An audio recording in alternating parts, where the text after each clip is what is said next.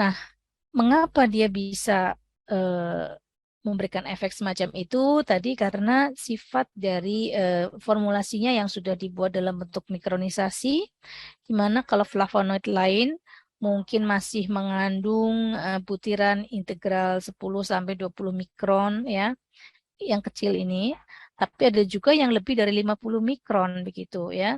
Yang ini eh, menjadikan tadi luas permukaannya menjadi lebih kecil ya, sehingga juga absorpsinya menjadi lebih lambat dibandingkan dengan bentuk yang sudah dimikronisasi.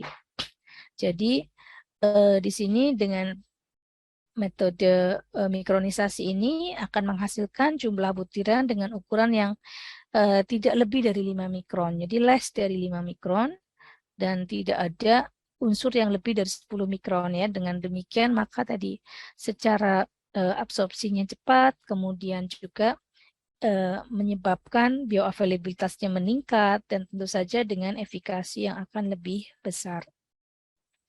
Nah, kemudian MPFF ini sudah di studi atau sudah diteliti untuk safety maupun juga efikasinya, di mana secara asalnya ya. Jadi dari ini ya, buah jeruk Citrus sinensis yang menghasilkan tadi beberapa flavonoid tadi, dan sudah dilakukan uji toksisitas akut dengan LD50 lebih dari 3000 mg per kilogram. Juga sudah dilakukan studi untuk long term toxicity, juga hasilnya cukup aman, dan juga sudah dilakukan terkait dengan reproductive function dan cukup aman sampai 35 kali dosis. Jadi misalnya dosisnya katakanlah 100, itu 55 kalinya itu masih aman untuk fungsi reproduksi, dan itu dibuktikan juga pada pada subjek hamil. Jadi ada satu studi yang dilaporkan pada paper ini, di mana menggunakan 50 subjek wanita hamil pada usia kehamilan 28 minggu yang memiliki hemoroid akut. Teman-teman, saya kira kehamilan tadi sudah disebutkan ya, memang merupakan faktor risiko juga terjadinya kekambuhan hemoroid ya. Jadi kemudian orang-orang ini direkrut untuk menjadi subjek. Mereka mendapatkan dosis atau pengobatan dengan MPFF ini 1000 mg dengan aturannya adalah 3 tablet sehari untuk 4 hari pertama, diikuti dengan 2 tablet berhari untuk 3 hari. Nah, kemudian hari ke-8 sampai delivery. Jadi ini kan gini ceritanya. Mereka udah usia week 28 ya. Kalau kelahiran tuh kan sampai hampir 40 ya, 40 minggu atau 38 minggu begitu. Nah, jadi regimennya yang pertama itu adalah untuk yang pada saat terjadi akut hemoroid, itu adalah 3 tablet sehari untuk 4 hari pertama, kemudian 2 tablet sehari untuk 3 hari berikutnya. Ini 7 hari kan? Hari ke-8 sampai delivery, jadi sampai melahirkan. Kemudian from delivery sampai 30 hari setelah melahirkan, mereka diberi maintenance dose 1 tablet sehari. Dan ternyata hasilnya secara keamanan, clinically safe ya, dan acceptable, dan tidak mempengaruhi kehamilan maupun juga development dari janinnya. Ya, bisa dipahami ya, karena flavonoid kan memang juga merupakan suatu senyawa alami yang kita juga mungkin sering konsum juga ya, dari makanan, dari buah, sayuran seperti itu ya, mengandung senyawa-senyawa semacam itu. Hanya saja ini digunakan dalam bentuk yang terstandar ya, dengan dosis tertentu. Ya, ini adalah safety profile dari MPFF pada kehamilan. Nah, kerjanya kayak gimana sih? Ya, jadi mekanisme kerja dari MPFF itu at least ada 3 sasaran, yaitu adalah meningkatkan tonus vena, jadi venanya menjadi lebih kenceng gitu ya, karena kalau tadi kan pada hemoroid kan terjadi pelebaran ya, menjadi kayak kendor lah begitu ya, sehingga ini dengan ini akan diikat, akan makin meningkatkan tonusnya, kemudian limfa juga tidak meradang gitu, dan juga melindungi sistem sirkulasi dari peradangan.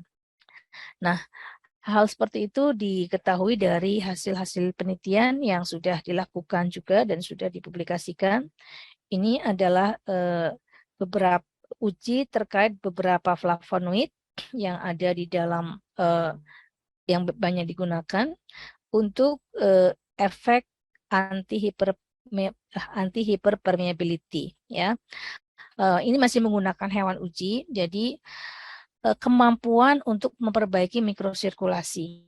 Kita tahu ya di dalam peradangan itu maka akan terjadi leakage ya, atau akan terjadi peningkatan permeabilitas vaskuler, yaitu akan membuka jadi peradangan. Sehingga kalau senyawa tersebut bisa mengurangi leakage ya, bisa mengurangi kebocoran tadi, sehingga tidak ada cairan yang merembes gitu, maka tentu akan mengurangi dari proses radang itu. Nah, yang diukur adalah leakage-nya per sentimeter persegi. Di sini ada beberapa, yaitu adalah Davlon. Davlon ini sebetulnya adalah teman atau boleh dibilang mungkin sinonim atau analognya dari MPFF yang sedang kita bicarakan ini ya. Ini adalah salah satu bentuk nama, kebetulan ini adalah nama brand dari kombinasi 5 flavonoid tadi. Dibandingkan dengan diosmin sendiri, kemudian hesperidin secara tunggal ya, diosmin tunggal, hesperidin tunggal, linarin dan isoroifolin, ternyata kemampuan untuk mengurangi leakage atau kebocoran itu paling tinggi ya pada kombinasi ini ya. Jadi ini adalah bentuk kombinasi tadi. Ya, sebanyak 52%, sementara yang lainnya masih kurang dari itu. Ya, ini adalah menunjukkan kemampuan dari kombinasi tadi untuk mengurangi atau untuk memperbaiki mikrosirkulasi. Kemudian juga MPFF bisa meningkatkan tonus vena di dalam 1 jam. Ini adalah satu penelitian juga melihat venous distensibility yang ini dibandingkan dengan placebo ya, ini placebo, sedangkan MPFF yang ini ya, ini terlihat sekali buktinya perbedaannya secara signifikan ya terjadi. Jadi distan itu kan mengembang ya, nah distensibility-nya itu mengecil di sini ya angkanya ya, sehingga ini menunjukkan venanya tadi bisa mengecil lah begitu ya, tidak membesar atau dilatasi atau melebar seperti yang terjadi pada wasir atau mungkin pembesaran vena yang lain. Selanjutnya juga dilakukan uji terhadap drainase limfa yang itu nanti akan bisa mengurangi udem. Di sini juga MPFF ini bisa meningkatkan lymphatic flow ini lebih besar dibandingkan dengan kontrol ya. Jadi alirannya limfa itu lebih lancar gitu ya. Jadi nggak ngumpul di situ gitu.